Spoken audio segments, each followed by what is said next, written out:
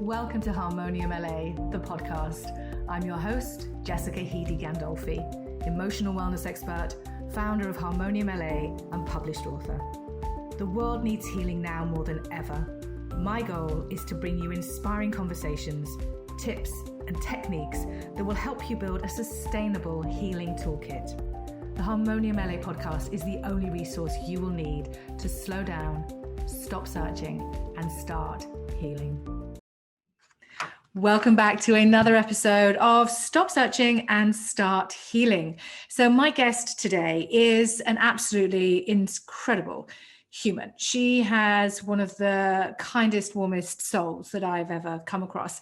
And I'm thrilled to bring her onto the show today to really talk about not only where she has come from as a former international ballerina, but where she is headed to with her mission and her purpose that she is now fully aligned with, in as much as building a community and a performance coaching system and practice, which is designed to support and empower dancers and artists alike.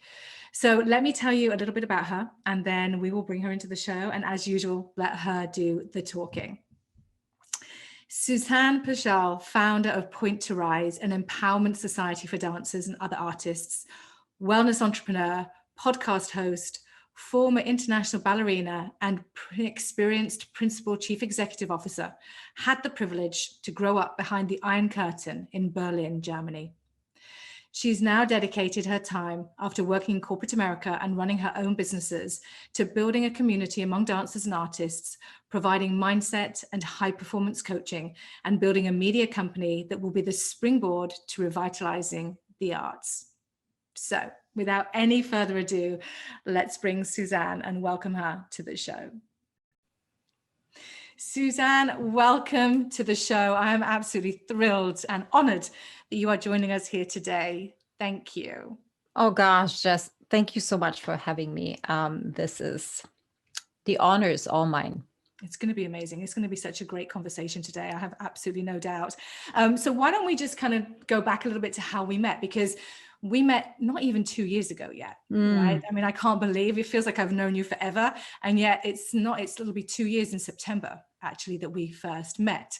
So we met it was a mastermind that we were doing, Fast Foundations Mastermind, which was a dear friend of ours, Chris Harder and Laurie Harder, their mastermind. And we met, it was my first mastermind that I had ever done. And I remember just being a nervous wreck when I turned up there, just feeling all of those initial overwhelmed feelings like, oh, I'm not worthy of being here. Who am I to be here? And all of those things that we all go through. And, meeting and connecting with you and your amazing husband, Gordon, and just having this, feeling of, I can relate to you. You just made it so easy and so effortless. And I felt this connection, literally just meeting you on first time. Can I share something on that note? Yeah, of course. That mastermind was the first one for me too. And even though I really, really wanted to be in that space, I was also like, it was threatening to my core. I was an absolute mess. I remember sitting in the hallway of that hotel before we started our first day, contemplating, seriously, I just spent $8,000 US, which is like $1 million Canadian, to be here. And I am seriously contemplating not going in there because I feel so unworthy. Wow. And trusting other people, because everybody, including you, like everybody seemed so put together. I was like, oh my gosh. Well, I can tell you right now, I absolutely was not. It may have seemed that way, but absolutely was not put together. And I probably had the same fear as you initially going into it, just not knowing what to expect, not knowing how to be and how to perform, but knowing and trusting that it was the right place for me to be at that point.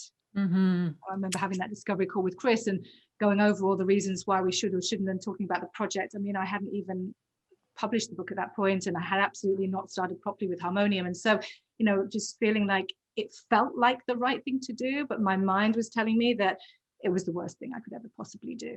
Yeah. But it turned out it wasn't. It was the best thing. One of those reasons being that I connected with you and Gordon. I remember when we had a little breakout groups, and you and I were in the same group, and we chatted about our goals and our aspirations and where we wanted our businesses to be going, and what direction we were heading in. And it was just all a pipe dream back then, it felt like. But now, not even 2 years on from there, I just look at what you've created and how everything that we discussed, you brought it all into fruition, like literally every single thing and more, I think, because I think there were some elements that you've brought into play now that weren't even on your radar back then. Oh, absolutely. And you know what? Even going out of that mastermind, I had to go through a reset or a rebirth myself first in order to be actually feeling worthy, um, to be the person to put that into place. Because up until that point, I was the picture perfect example of a perfectionist, of a people pleaser, of a not having a self-esteem at all unless somebody else is giving me permission. Like I was not in power. And those 3 months between December and September completely reset everything in my inside, that then took another 3 months to to get permission to come to the outside. And quite honestly, that is a daily process. Don't get me wrong. Like I wake up in the morning and feel like, oh no, today's not the day. Mm-hmm. Yeah.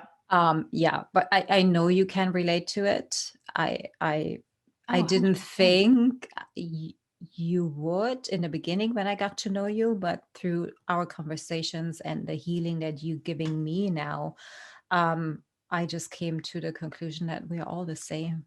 Mm. Deep down there, we all have the same fears. They just show up in different ways. Oh, absolutely. 100%.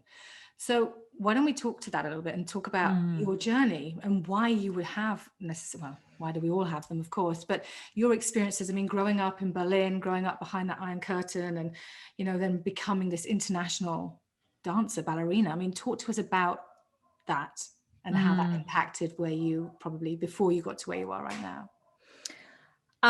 I have to say, I grew up, in a very sophisticated, aristocratic family where failure was seen as death, Hmm. literally. Um, and my parents weren't really married, so I was struggling to find love. My father wasn't always present, and he passed away when he was 6. So there was a lot of daddy issues going on. But the real essence of it, that I never felt secure of love. Hmm. And then going into leaving home at 10 and completely being on my own, surrounded by, other 10 and 11-year-olds. And they can be so mean. My gosh.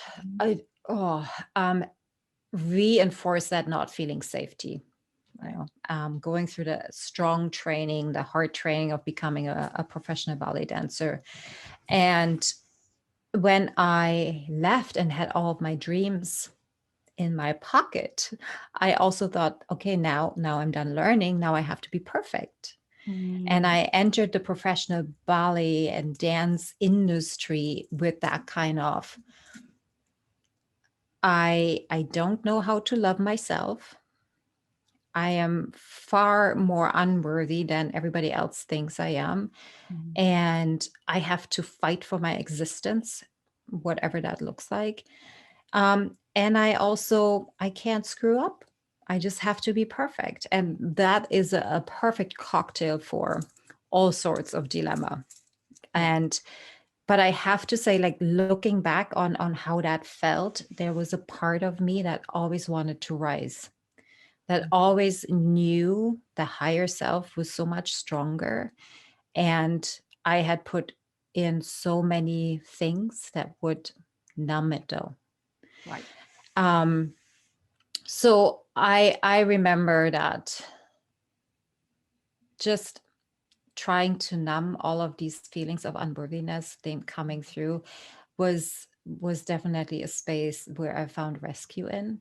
Hmm. And I managed to bring all of this, working really hard, knowing what that looks like and feels like, into any other project that I was doing. When I stopped dancing, when I started raising my kids, when I started my career in corporate America, I knew 100% how to really put my hat down and work, thrive in the need of being seen and thriving in the need of being perfect, and never really getting there and doing everything for everybody else but for me. Right. And that aha moment, like really truly that first aha moment I had was when we were at Bliss, you and I, in March 2018. Unknowingly, we didn't know we were together in the same room. And then the 2x4 was really, really big and hit me when I was sitting in that mastermind, and we had to actually talk about our superpower. And it's like, what is a superpower? I don't even know I have a superpower. Everybody has one, I just don't. And that's when everything started to unravel beautifully, like a sweater that was hand knitted. I was just pulling the strings out, and Yeah. I'm just remaking it now. Yeah. I mean, I can't imagine at that young age, 10 and 11 years old, to go from that home environment, which was not particularly stable, by your own admission, but into that environment where it's so competitive and so structured and so much pressure on being perfect at that age. I can't even begin to fathom. And so it makes complete sense, of course, that you would pull on those numbing behaviors to try and get through that. But yet there was a little piece of you deep down that knew there was so much more to Susanne than just this, almost like a caricature that had been created through this dance industry and world. Well, and it serves me now for exactly what I want to do, right? It is the path is always the way. It's like you can't connect the dots backwards. I was sometimes wondering, gosh, what I'm probably am the only one that has to, go through all of these failures and learn all of these things, even though I thought I was perfect at 18, just because I did, maybe some things wrong here and there. I mean, my own mother, and let's put this into perspective. I had a really big failure in my early 30s, where my husband and I lost everything. And I'm talking about every single piece of clothing, if you will. And I was pregnant. And she literally had the guts to disown us. And that just showed me, that was like the gut punch that I needed at that point to really say, you know what? I am my own true self. I can't do this by myself. Um, I just did not have enough tools at that point. Like there was a lot of anger coming out at that point. But yeah, but it was at least the right step. But that's, when people always say it's not until you reach rock bottom you can start to build yourself up again. And that for you, being 30 years old and have that experience happen, sounds like that was your rock bottom. And Well, that is when your healing steps, your first steps forward into realizing. And I would say that looking in, your superpower was exactly that, is knowing that that wasn't going to be how your story ended, and having the confidence and the courage to pick yourself up from those depths to then move forward and to have created to look at how your life is now. exactly. And I never want to erase my children that way. I never want to have that relationship to my children. I don't want them to be afraid to fall down and to come to me and say, hey, I messed up, I need your help. Because for me that was never an option. That wasn't there for you. Well, that's the thing, and it's because all the experiences that we have been through. So it's looking at it not how has this happened to me and why did that happen? It's how can I utilize all my experiences and everything that I've been through to now help other people, whether it's my children or people that are going through similar experiences or career paths that might be really challenging, because that's now ultimately what you're doing, right? You've used your mess to become your message, right? Which is what they say, when your secret becomes your story, when your mess becomes your message, and you've walked in those shoes. So you now know what it takes to come through that. And you can now turn that into being your purpose or your mission in this lifetime. I will not forget the moment where we were sitting on the second day at Bliss Project and Lori said, okay, write down 3 things that either have to leave your life or you need to do different moving on forward. And that question, which is so oddly, and I haven't figured out till today, but triggered in me this groundbreaking thought. And that was, oh my goodness. In my entire career as a dancer, I only gave 60 or maximum 70% because I was afraid to be seen, because I didn't feel worthy of being seen. Wow. I think it was something around setting boundaries. Yeah. And I realized, oh my gosh, I had no boundaries whatsoever. Everybody could do whatever they wanted to do with me. And I was in charge of setting those boundaries, nobody else. Yet I was the one blaming everybody else for my downfalls. So that was really interesting for me, how that came together. And it started the thought process. Oh, goodness gracious, we are in charge of our own paths. It's so powerful. And I forget that we were in that 3-day event together, and yet we didn't connect, we didn't know each other. I mean, I just forget that, and that again just blows my mind. But I remember having the same feelings and just literally sobbing my eyes out, trying to write down and trying to come up with these reasons, and the exact same feelings as you, just the lack of self-worth, not feeling worthy. Who am I to do this? Who cares about me? Who wants to listen? I remember sitting talking to a girl next to me as I was crying my eyes out and trying to write down, saying, I have this book that I really want to write for these children, and on and on. And she was like, that's such an amazing idea, but I can't do that. Who am I? Why would anybody want to? And all of the same fears and the same, thoughts in my mind that were not true, but just not having that stuff, but using that experience to write it down. And for that to be the very first step, that catalyst into change, because the Bliss Project that Laurie runs every single year was my very first foray into self-healing and self-development. And that was the springboard into all the other things. And just fascinating that the most simple, but yet the most painful of experiences, to write, to think, to go within, to dig deep, and to try and come up with the reason why. It's incredibly healing. Painful, but healing. Oh, 100%. And, I thought that it's going to be easy. If I would have known what I'm in for, and that this is like the whole journey is actually the healing, being able to see it as a journey, even for me, is a healing in itself.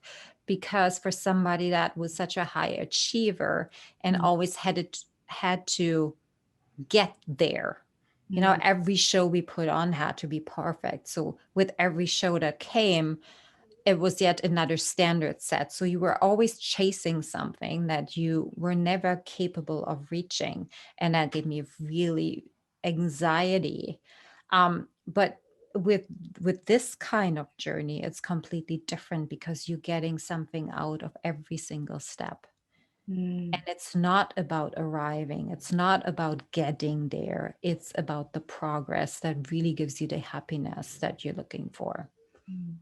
And just, enjoying the journey. That's what we forget so often, isn't it? Like you say, it's so focused on the end goal. And, I agree with knowing where you want to go and having that destination set. Like, with your GPS, you've got to put the end destination in. Doesn't matter which way you go together, but you have to have that final destination plugged in so that you're going to be getting there. But how you get there, that's the journey. And there's going to be pits and falls, and there might be traffic jams and accidents along the way that are going to throw you from one direction to another, but always remaining focused on where you want to go, but remembering to enjoy and be present for that journey as you're moving through each experience. Yeah. Get there. It's when I was listening to something the other day, it was Michael Beckworth from Agape, and he was saying, the pain pushes you forward until the vision pulls you. And that's so true. I felt that like in every cell of my being, that pain that you go through pushes you to keep going when you know where it is that you're headed. And that vision that you have to hold on to, that will then take over and start to pull you. And that's when everything shifts. And I think that's when the penny drops and it all clicks. Yes, exactly. That's when you find I would say this deep inner alignment and the actual healing will occur. Um, and it doesn't stay always. It goes away and comes back. And I learned that either way, I'm stepping forward. Either way, I am worthy and enough. And either way, I am no longer denying any of that because it's all part of the process. And that's the important thing, to just let it in. I was never allowed to feel anything. Like any kind of feeling was always, okay, push it down. You're not in pain. You're not tired. You're not sad. You're not unhappy. You are just, Mm-hmm. rainbows and sunshines, and you have endless energy to give, and therefore you need to act upon that.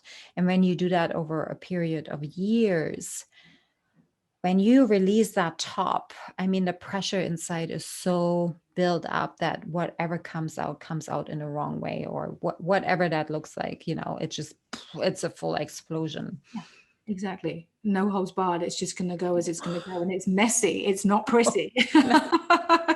Not pretty at all. I'm still, my entire life, whenever I went through stress or any kind of emotional strain, I would lose weight like this, like really, really quickly. And for the first time in my life, those 3 months back last year, I gained weight because I couldn't move. Like I was so not depressed. Well, maybe I was depressed, but so in my own sauce, and I had to really feel every single pain that I gained like 15 pounds. But and you know what? You were happy and you were comfortable and you were accepting yourself. After like the in there, no, there was a lot of judgment. Oh yeah. For sure. But when I felt, oh, I'm getting out of this, or I can actually look back at it as the process, that's when I was okay with it. Yeah. Yeah. Because I can't imagine how your nervous system must have been shot, just the dancing and the pressure on top of everything else. But I mean, I can only imagine how internally, how traumatized your emotional body was too. Oh, honey, I wasn't even able to keep any kind of relationships because I didn't know how to handle myself. Like I can just be calling myself so lucky that I have a wonderful husband and really literally stuck it out. And we have learned to communicate in a completely different way with each other. And the combined effort to, we are not going to be what our parents were, or how they were raising us, or what they showcased in their relationships. That was a big motivator to change something, although we didn't do that in our first like 11-12 years of our relationship, for sure. No. But you learned, and again, that's a good testament to what was really deep inside of you, that deep knowing of as hard as it was, as challenging as it was for you and your relationship, you managed to hold it together and you found a different way to communicate. And I'm sure it wasn't easy, because relationships aren't, you have to keep working at them. But especially when you're dealing with all of your own things as well, and your own lack of insecurities and self-hatred and fear of failure and all of those, on and on and on. But a testament to you and to the discipline that you obviously learned that was now within you, and the tenacity that you had to make sure that again, that's not how your story was going to end with your marriage and your relationship. It was for sure going to become stronger and more successful as time went on. And it is, because how long have you been married now? It's like 25 years, isn't it? We're married 19 years, together 21. So, and it's, I would say we're going through phases too, where we grow on different spectrums, and finding the realignment is always something that we are going through. Yeah. Just now, actually. Yeah. It's just what it is. And being okay with that. That's definitely an opportunity for me to being okay with where the other person is, versus, hey, yo, come on along. I'm over here. You got to come faster. It doesn't work that way. No. Having that respect and that communication, oh yeah, I think it's key, and it works both ways in all relationships, not just in partnerships and marriages, in all relationships with everybody else. And so I just want to touch, now you've had a few sessions of harmonium at distance. Oh yes, And so I just like to, just get your take on that and how that may, because in the last, so okay, let's just back up a second. So since October, so you launched your now highly successful podcast in October, beginning of November last year. You have hit already 50 episodes, 52, which is phenomenal in such a short space of time. You were the inspiration for me to get this podcast off the ground. And without you and your husband, I wouldn't be here right now. So I'm eternally grateful to you for that. But just seeing how you've grown and now knowing what it takes to launch a podcast, it's no mean feat. You know, there's so much in it, and just not the pressure that it puts on you, but just the amount of energy that it takes to put into. It's like birthing a child, right? Which you know all about because you're a mum too. So having been able to utilize Harmonium at distance over the last 3 months since you've been growing and expanding on your business at such a rapid rate, how do you think that's played into helping and supporting you? Oh, I think it has a huge part, first of all. So let me back up. When we first started, which was just before the new year, remember that? Mm-hmm. And I remember the conversations we had where I was playing myself quite small.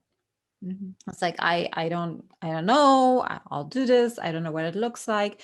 And I always had that backup plan. That boat was still in the harbor and it was definitely anchored and ready to be released whenever I'm ready to jump off the island again and go back to what I knew.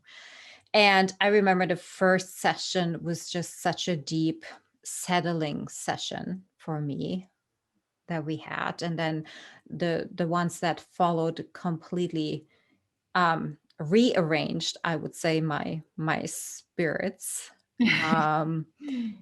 and I felt the realigning on what I am actually capable of and how I can move forward and what that could actually look like. And it's not a conscious process. I really want to be really clear about that. It's not something that we consciously ignite. It is something that we're open to and that we're calling in, and then just having the faith to letting it happen. And that for me alone, like not being in control, was definitely something that is a journey for me. Well, because as an answer, you had to be in control of everything, right? Like if you're not, then gosh, what are you doing? But back to the healing, and I am now, once I made the decision, like once I felt, okay, I can actually do this, all of a sudden, universally everything falls into place. It is such a beautiful thing to watch where I was like, why is this so easy? Oh, right, because I am now open to receive. I am now ready to step into that next journey. Now, because there has been even more healing happening on my own, how do I say, my own old self, perhaps, or all of the wounds that I thought I need to keep open. I think they're stitched up. Yeah. I think they're stitched up, but I think in a way that stitched up, but then they almost have these self-dissolving stitches. Yeah. You don't really need to think about removing the stitches. They just naturally disappear. And as a result of that, you're left with this beautiful, I don't want to say, like a wound, but it's just beautifully together. Yeah. But from a very conscious space and without even having to think about the realigning of it yourself. I think that was really beautiful how you said that, actually. Because I guess it's, when you've had the sessions, knowing how busy you are as a wife, as a mom, as an entrepreneur, building this incredible business, you don't have any time for yourself. So even though we would be on Zoom for 45 minutes, it's just 45 minutes for you away from all the noise and the hustle and the bustle to just really go deep within and have that kind of almost out of body experience. I mean, can you talk about how it sometimes did it feel that way? So can I just say something to the topic, not taking time for yourself, because I was the expert on deflecting my needs onto others. And especially as a mother, oh gosh, I was great at just giving and not in a good way. Yeah. Giving as in I have to because that's my job. Mm. Because not giving meant guilty. Yeah. So the learning, the healing of understanding that putting myself first and knowing when that's necessary in order to help others, because I can't give somebody something if I don't have it myself.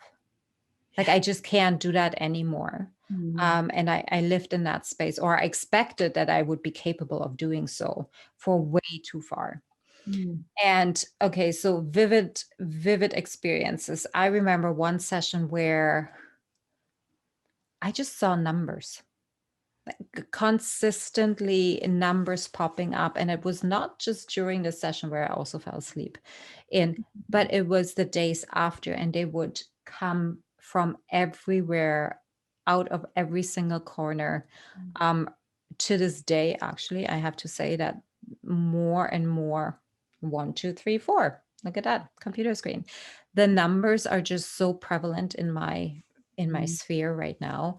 Um, I also had the experience of dreaming very clearly, almost to the point that when I woke up in the morning, um, feeling like, oh my gosh, did I just go through this, or was that a dream? Mm. It was experience my father's death. That was one, but in a very beautiful way. Mm. And very strange surroundings. And it also was being pregnant again, Mm.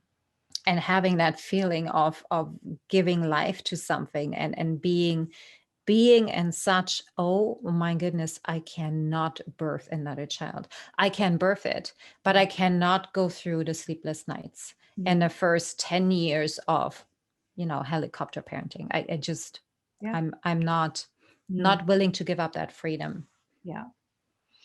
And that just speaks so beautifully to everything that you were trying to manifest and bring in on this plane, right? Because all of it is linked so deeply to all of that. And, when we'll talk about now what you're doing and how that has just kind of picked up so much traction at such a fast pace, that you're really having to take a step back and make sure that you keep that time out for yourself. Otherwise, you are going to be on this train going faster and faster and just headed for wherever. So I think that's just beautiful that each experience is so personal, but to go into that zone of half awake and half asleep and allowing your subconscious mind to realign what needs to be worked through, which we don't even know, and for it to bring up some experiences from the past and then see those moving forward into the future is beautiful.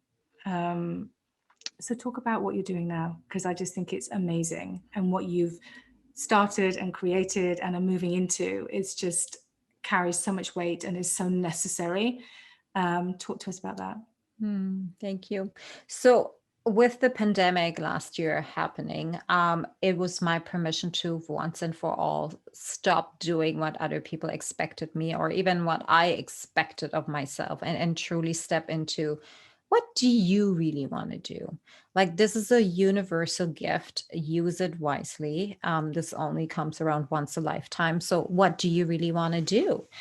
And I don't believe that at that point I was actually able to put it into words. It was just a feeling of what I didn't have when I was a dancer. And I want to back up here. I had to dance. That was given to me. That was my purpose. I needed to be on stage. I started talking about it at the age of 2. Wow. And there was nothing stopping me. I mean, I moved out of my mother's home at the age of 10, like I had to grow up and be self-sufficient at the age of 10. And that really speaks to my conviction and my tenacity at that point. And I was always afraid of the day where I had to stop living in that dream, because I didn't think I would find anything else that could compare to it. And I didn't want to compare. I wanted the same thrill. Mm. Um, so with that said, I found myself going back to my roots. I started building a community for ballet dancers, because the things that have risen up and that I was explored to were still the same problems I experienced that when I was in the industry Mm. 20 years back. And it showed me through the business experience I had that we have yet to evolve in the arts themselves, to the extent that they could actually be self-sufficient in some way or another. And why are we still treating, the artists the way that they have to live a starving artist kind of life? Right. So with that, I thought, I'm just going to go into coaching. I'm just going to do what everybody else is doing. I'm going to be a high performance and mindset coach. And that didn't feel right. Like, it so didn't. I love helping people and I love having conversations, and something didn't feel right. So I had the choice at that moment. Am I going to go into something that doesn't feel right now because I am already in tune? Or am I going to give myself the grace to be open to something else to come in? Mm. So I choose number 2 because I'm tired of chasing the same ball. And then in October, out of a conversation with a wonderful human being, R.I.S.E Media was born, which will become a media agency that is completely dedicated to reforming the arts in itself. And that's by helping performing artists, particularly dancers, because that's my specialty, in educating them, inspiring them, giving them the hub that they need to go to become what they're really capable of, versus what is expected of them or they think they can do. Um, it's also building the bridge between the arts and business, and understanding that this non-for-profit model has worked until 2020, and it's now time to rewrite history and to make it a business, a sustainable business that people can relate to. Right. Yeah. Yeah. And that's, I mean, wow, because everybody needs that, at the end of the day, yes, it's all about doing what you love, surrounding yourself with the right people, having that community, which I think is crucial. You have a community, I should imagine, when you're a dancer and you're living that world, but a community that really sees you, Yeah. hears you, and wants to support you rather than just pulling you down and tearing you down because of the competitive nature of that beast, of that industry. So for you to take that and to create this platform, and I love the name that you have, for your podcast, is Pointe to Rise, Yeah. and then to create R.I.S.E Media as a platform, I think is fantastic, and so in tune with what you were doing and where you want to go with it and leaving that legacy. Mm. Yes. Well, the legacy, gosh, it's such a big word. Always so afraid of that, But yeah, it's beautiful. I don't think I would have ever called it myself leaving the legacy. However, I'm coming to the conclusion, if not me, then who else? Like, somebody else can do it, but nobody else walked my path. And I also have learned that, oh gosh, I want to collaborate and make this space something as a home to everybody, where everybody can actually feel like they're held and seen and heard, versus the knife in between the shoulders that I have felt my entire career as a dancer. Yes, I felt rescue in coming to the theater and sitting there, but these were never really true relationships. It was just a numbing out. And that was really something that I missed, was like a safe place, Yeah. Yeah. So your top tips for people listening to go from being in that space and then really finding the confidence to be able to move forward and take those steps would be, I mean, obviously for you, it's been a lot about surrounding yourself with the right people, getting yourself in the room with the right people, which initially might seem intimidating and daunting and terrifying, but knowing that that is going to lead, I mean, talk to us, tips. Tips. So that's my number one tip, actually. Get in a room with people that have already walked a few steps along the path that you want to take. And even though you may not know what your path actually is going to look like, find the people that are challenging you, that are questioning everything about you in a loving way. That for me made the biggest difference. Like I was in this, how can I say this politely, in this circle of people that were driven by fear and lack. Mm-hmm. And that's how I lived my life. And after I started listening to Lori Harder's podcast, that opened up the world to me. It opened up the world to me to go to an event of 500 women that scared the living doo-doo out of me, because I didn't, frankly, have great relationships with women at all. Like they scared me. And it led me into a mastermind, which everything or everybody that I knew 3 years ago is no longer on my island. Mm. And that's a huge testament on what your surroundings actually will do to you, isn't it? The 5 closest people to you show who you really are. And if you want to become somebody else, you need to choose different people surrounding you. So that is my number 1 tip. And my number 2 tip is consistency. Yeah. You cannot heal by just doing it one day out of the week. Healing is a journey in every possible sense of the word, or the meaning of the word, or what we see as healing. And healing has so many different layers. It's not just putting a band-aid on, or it's not just taking a painkiller.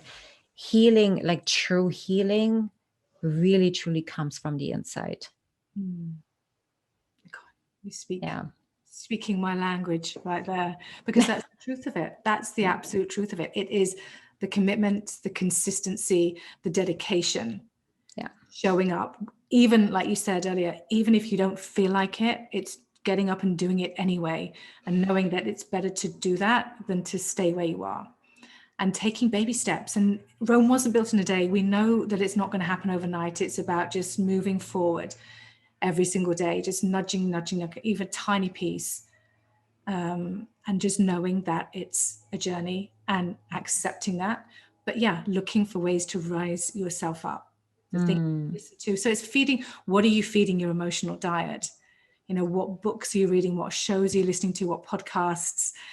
Who are you spending time with? Who do you aspire to be like? And making that all-consuming diet that you're living and breathing every single day until you start to get exactly where you need to be. I want to add to this because it is the truth. I always assumed that everything that I wanted was coming from other people. And if they weren't giving it to me, that's their fault, not mine. And the biggest transformation in my personal healing process is that I found out, no, it has everything to do with me. Everything, every thought that I have, everything that I take in, every person that I choose to surround myself, it is all in my hands. It's my choice. It's my powerful decision. And nobody else can take that away from me.